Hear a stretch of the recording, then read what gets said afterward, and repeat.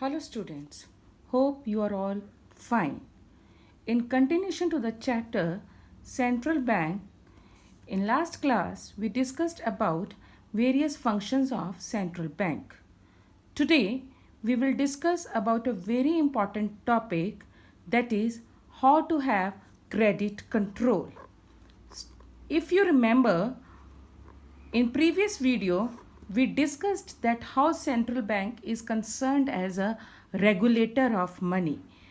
All the supply of money, whatever is in circulation for a given period of time, who is the controller of that? Central bank is the controller of that. And if you remember, we compared money with the blood. The way blood circulated in an economy, the same way money has to be circulated to have a smooth functioning of an economy. But the problem, if I will have excess of money in circulation or I will have less of money in circulation, that how the central bank of a country tackles that issue. In this video we will discuss about that. I will explain you about that. Students, as we know that central bank has got a monopoly over note issuing. So absolutely it is the hand of central bank how much money is to be supplied in an economy. Let me answer this question first. If an economy has got a monopoly, it doesn't mean that it can supply as much as amount the economy wants. No, it's not like that. An economy has to issue that much money only which can be easily absorbed by the resources, by all the available resources, because we don't want to have any kind of overflow of resources or underflow. What the economy is aiming all the time to have optimum utilization of resources.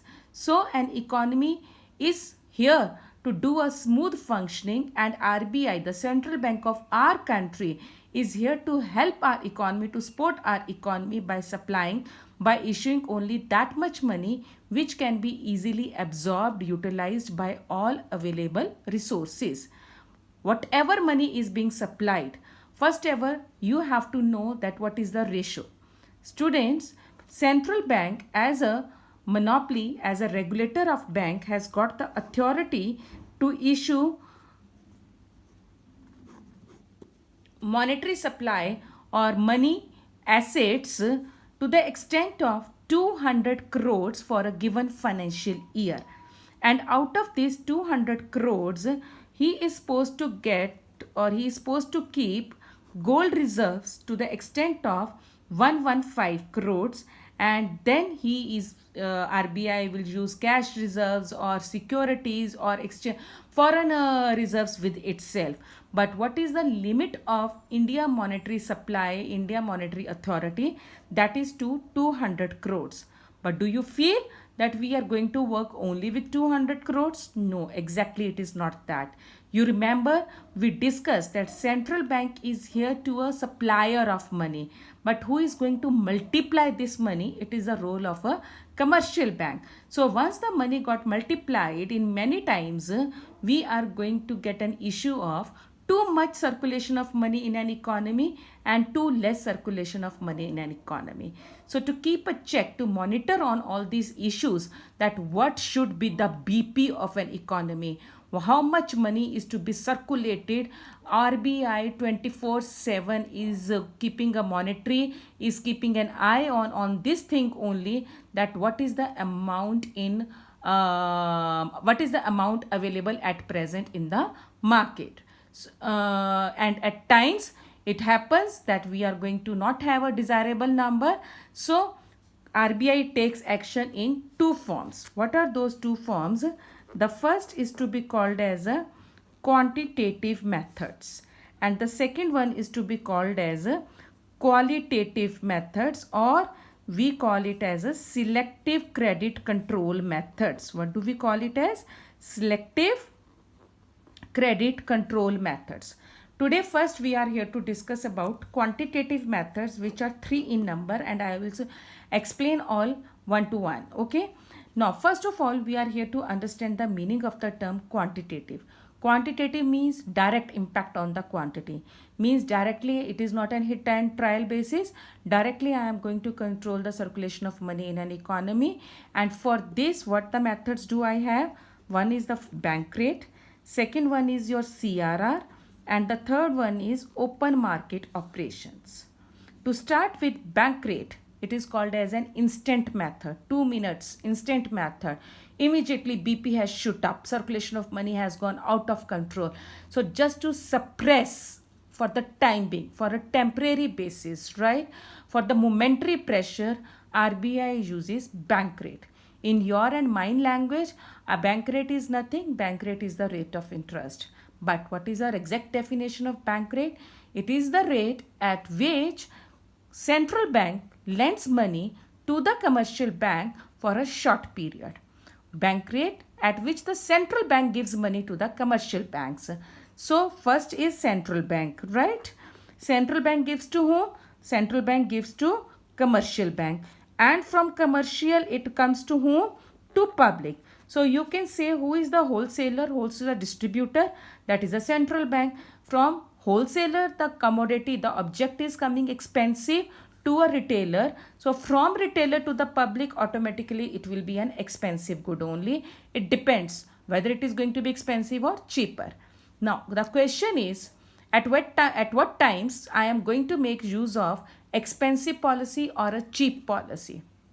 At the time of inflation. Inflation means when the rise in price is here. So at the time of inflation, we have too much money in circulation, and because of that circulation, people have got purchasing power and they are going to have a demand for goods and services in the market. It's very easy to have a demand, but correspondingly, it's not possible to have supply of goods immediately. It takes time. So that pressure is there.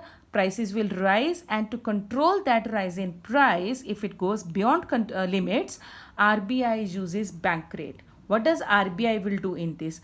RBI will make the money expensive.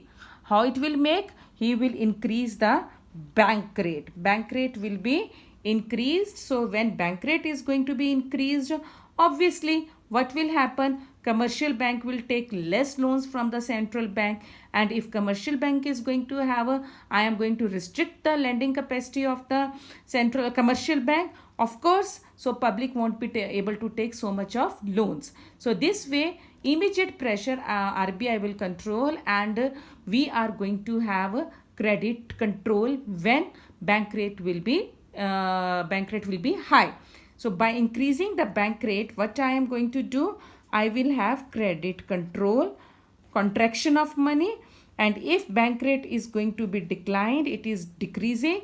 At the time of deflation, deflation means too much money is not there, rather it is less in circulation. So I need to encourage purchasing power. I need to circulate more of money in the market. So that purpose RBI will do what? RBI will lower the rate of interest. It will follow cheap money policy, and with this people will be interested to take loans. Expansion will be there, and when expansion is there, ultimately what I will have? I will have a credit creation.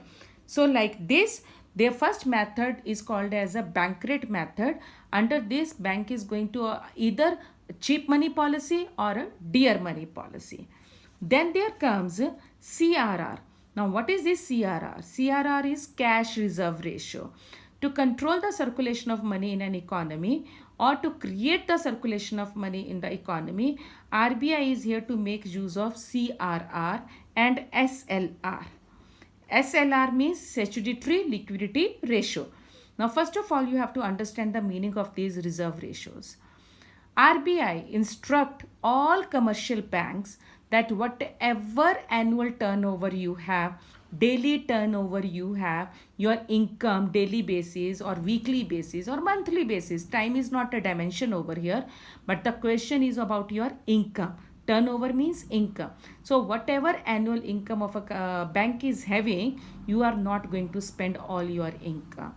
RBI instruct all the commercial banks that whatever income you have, just save 10% of that or 15% of that, and rest of the amount you recirculate in an economy. So this 10% or 15%, hypothetically, what are they called as? They are called as cash reserve ratio or statutory liquidity ratio. First of all, we are here to understand their meaning, right? Now, if RBI is going to increase this rate, just suppose that you were having 100 as your turnover, 100 rupees as your income, and RBI says, okay, you will keep 10% of it and rest of amount you will recirculate. It means 90 rupees are to be recirculated for a business purpose in the market by a commercial bank, and 10 rupees is going to be called as a saving of a central bank or a commercial bank, because commercial bank will do whatever central bank instruct him. Commercial bank will never take his decision of his own. He will follow central bank's instructions. And now there is an inflationary pressure in an economy, and RBI wants that there should be a less circulation of money. So what he will do? He will increase the reserve ratio to 15%. So if I am going to increase the reserve ratio to 15%, earlier 90% of the income was being recirculated. Now 85 will be recirculated. So by increasing this reserve ratio, we will have what? We will have credit control. And the same opposite to this, if RBI is going to decline this rate, that is to 5%, so 95% of the money will be recirculated in an economy, and I will have credit creation. So this is the purpose of CRR and SLR. Instructions to be given by RBI. By increasing the rate, I will have credit control. By decreasing the rate, I will have credit creation. These two methods, bank rate and cash reserve ratio, are to be used on a regular basis, frequently, one by one. Then there comes the last method of quantitative, that is a open market operations. It is to be used at the time of emergency. Rare 1991, we use this method. There is a term market, and where there is a term market, it means we are going to have purchasing and selling. So who will do this purchasing and selling? It is to be done by RBI only. With whom RBI will do? RBI can do with the government, with the commercial banks, with the public. Directly it will not approach public, it will approach public through commercial banks. So through open market operations at the time of emergency, what the RBI will do? RBI will do purchasing and selling of securities, purchasing and selling of gold reserves.